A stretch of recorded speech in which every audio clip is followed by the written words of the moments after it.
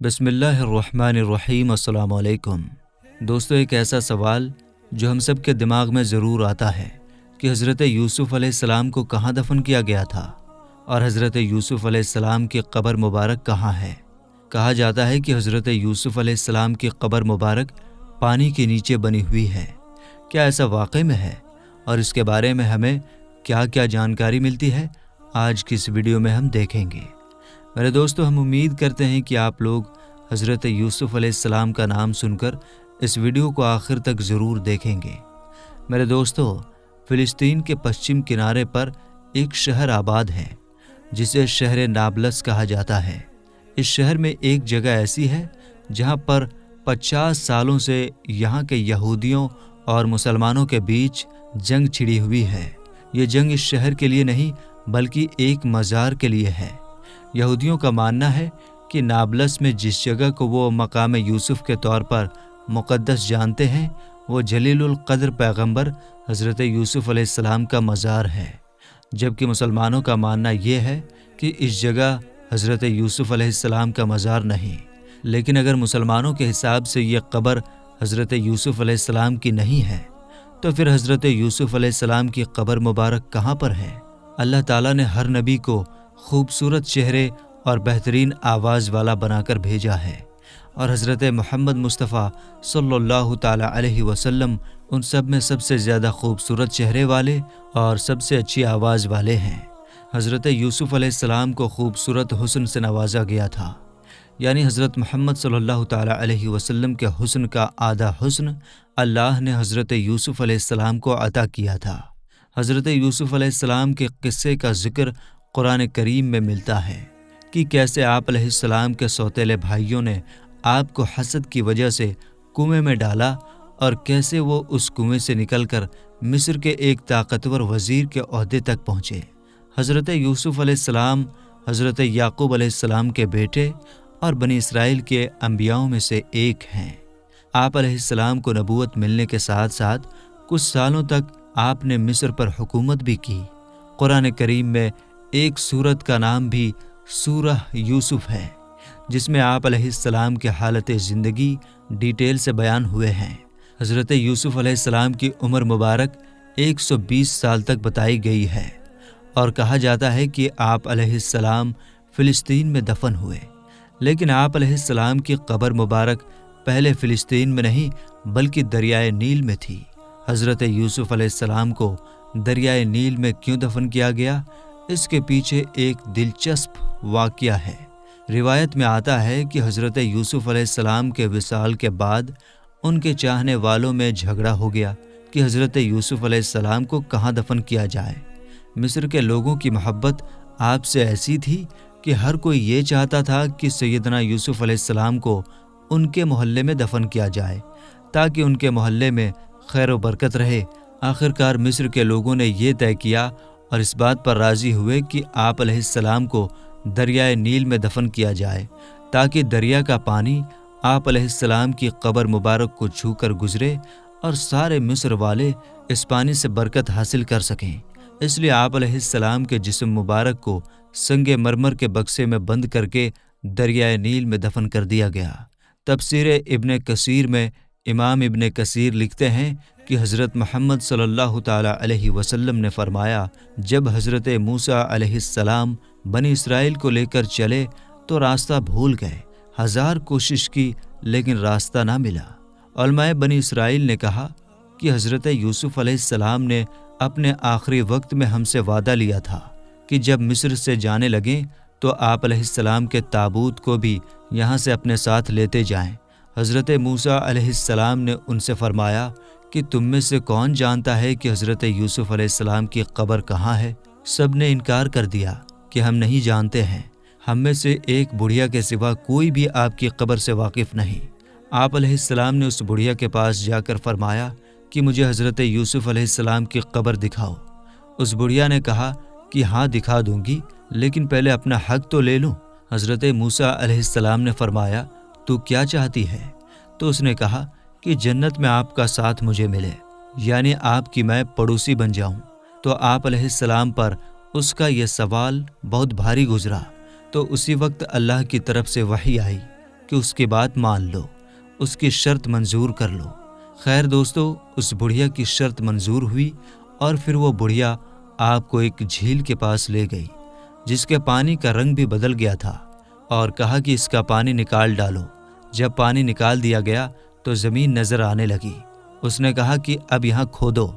کھودنا شروع کیا تو ایک قبر دکھائی پڑی جس میں ایک تابوت رکھا ہوا تھا۔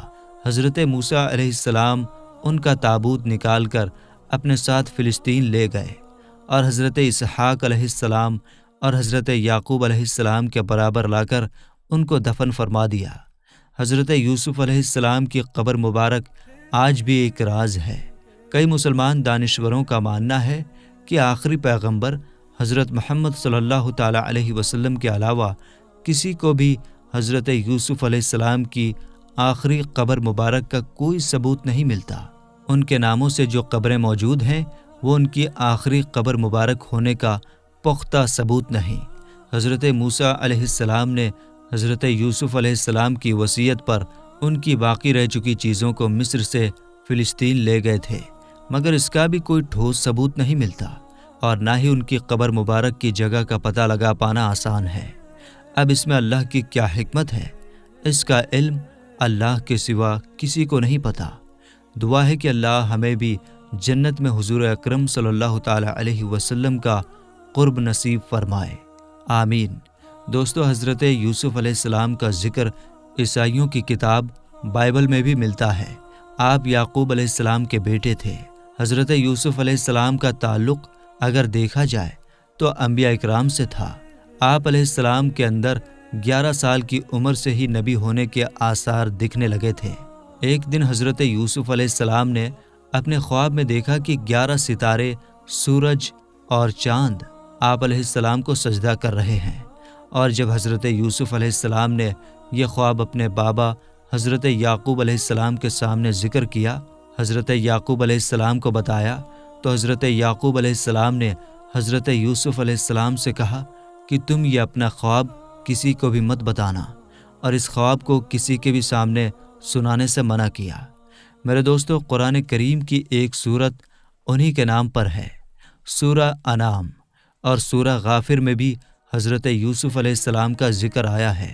دوستو، جب حضرت یوسف علیہ السلام اپنے بابا یعقوب علیہ السلام کو اپنا خواب سنا رہے تھے تو حضرت یوسف علیہ السلام کی سوتیلی ماں نے یہ خواب چپکے سے سن لیا تھا، اور پھر اس کے بعد حضرت یوسف علیہ السلام کی سوتیلی ماں نے یہ خواب حضرت یوسف علیہ السلام کے سبھی بھائیوں کو سنا دیا، اور اس پر حضرت یوسف علیہ السلام کے بھائی جن کا نام یہودا تھا، انہوں نے کہا خواب میں سورج چاند ستارے، مطلب یہ ہے سورج کو باپ اور چاند کو ماں اور ستارے یعنی بھائی یعنی ہم ہیں، یعنی یوسف ہمیں خود سے کمزور سمجھتا ہے اور بابا کو ہم سے چھیننا چاہتا ہے۔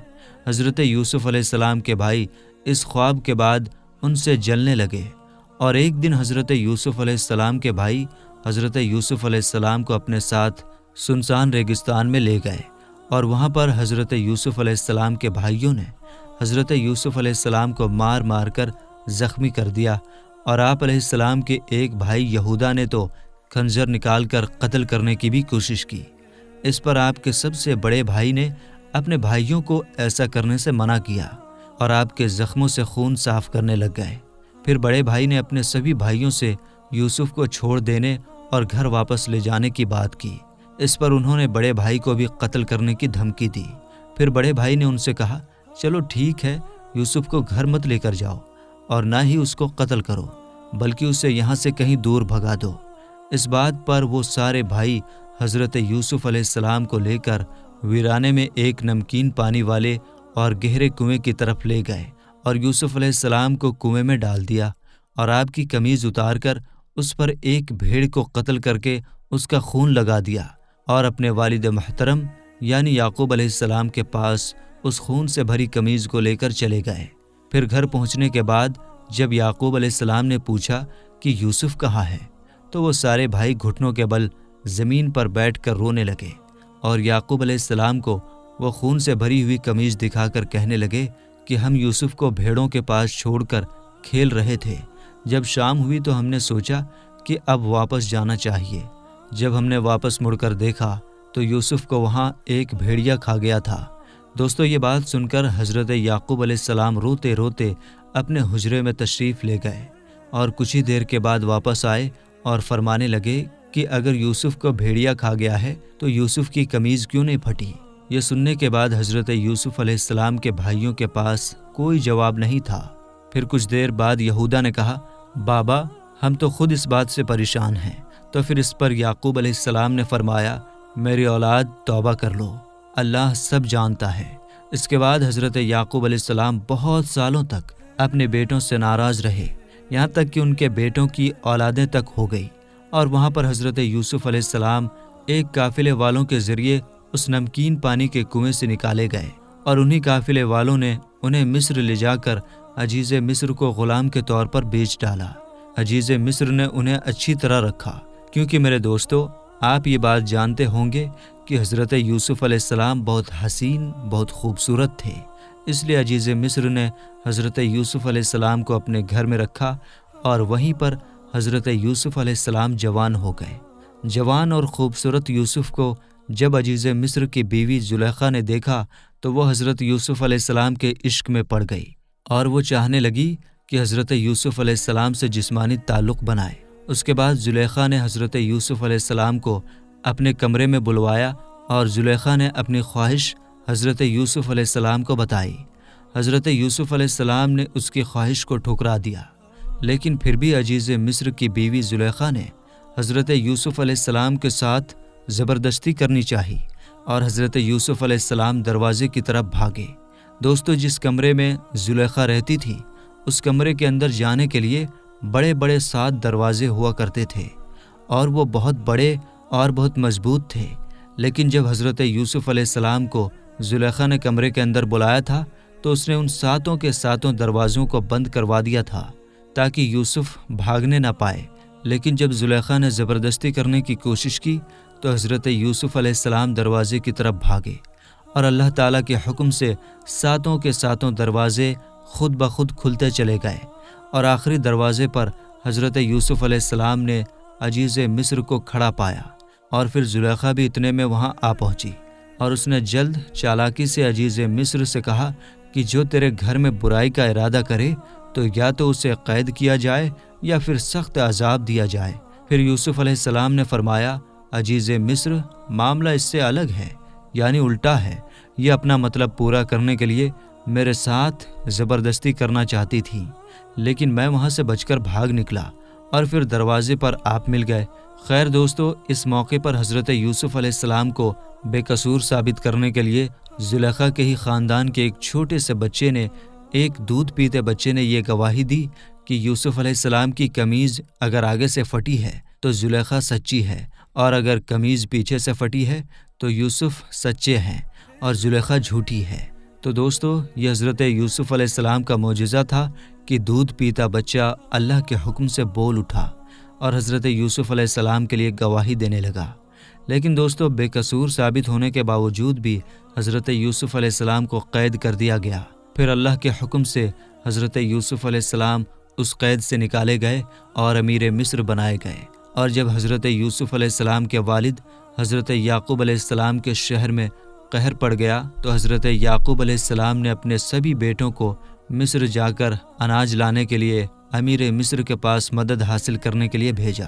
تو حضرت یوسف علیہ السلام کے بھائی غلہ لینے مصر آ گئے، اور انہوں نے اپنا پیالہ غلے میں رکھ دیا اور اپنے بھائی بنیامین کو روک لیا، اور اس طرح حضرت یوسف علیہ السلام نے اپنی قمیض کو اپنے بھائی کے ہاتھ اپنے والد تک پہنچایا، اور اس دوران حضرت یوسف علیہ السلام کے غم میں رو رو کر حضرت یعقوب علیہ السلام کی جو بینائی چلی گئی تھی، یعنی آنکھوں کی روشنی چلی گئی تھی، وہ اس قمیض سے واپس آ گئی۔ تو میرے دوستو ہم امید کرتے ہیں کہ آپ کو آج کی ہماری یہ ویڈیو ضرور پسند آئی ہوگی۔ ویڈیو پسند آئی ہو تو لائک کر دیجیے گا، اور اگر ہمارے چینل تحصیل علم پر پہلی بار آئے ہیں تو ہمارے چینل کو سبسکرائب کر کے بیل آئیکن بھی ضرور دبائیے گا۔ ملیں گے انشاءاللہ تعالی اگلی ویڈیو میں۔ السلام علیکم، اللہ حافظ۔